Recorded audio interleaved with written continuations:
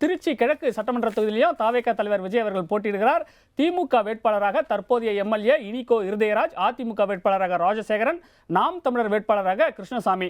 பெரம்பூர் விஜய்க்கு கை கொடுத்தது போல திருச்சி கிழக்கிலையும் வெற்றிக்கான வாய்ப்பு இருக்கிறதா? கருத்து கணிப்பு என்ன தெரியுமா சொல்லுது? இல்ல, கடும் போட்டி இருக்கு. ஆனா விஜய்க்கும் திமுக வேட்பாளருக்கும் கடும் போட்டி என்கிறது. 32 முதல் 38% ஆதரவு விஜய்க்கு கிடைத்திருக்கிறது. 31 முதல் 37% ஆதரவு திமுகவுக்கு கிடைத்திருக்கிறது.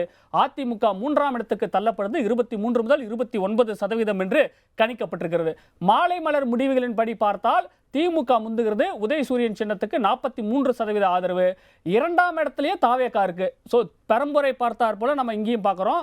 சார் அதிமுக 23% எடுத்துனா விஜயால் ஜெயிக்க முடியாது sir. DMK will be at 41%.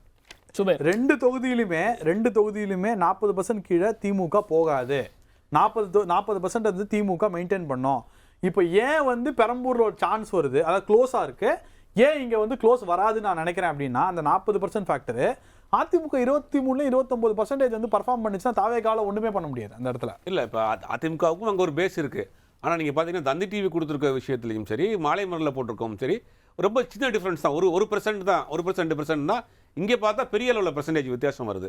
இப்போ இனிகோ இருதயராஜ் அப்படிங்கிற ஒரு கேண்டிடேட் சிட்டிங் எம்எல்ஏவாக இருக்கிறார். அவருடைய பெர்ஃபார்மன்ஸ், மக்களை அணுகுகிற விஷயங்கள் வந்து அந்த பகுதியில் அவருக்கு பெரிய அளவில் கை கொடுக்குது.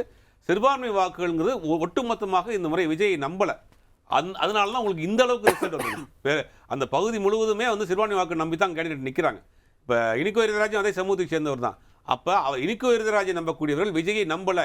இது ஒட்டுமொத்த தமிழ்நாட்டுக்கு ஒரு சாம்பிள். கிறிஸ்தவர்கள் அதிகம் இருக்கக்கூடிய பகுதியில் விஜயை நம்பலை அப்படிங்கிறது இந்த எதிரொலிப்பு வந்து தமிழ்நாடு முழுவதும் தாவேகாவுக்கு எதிரொலிக்கும்.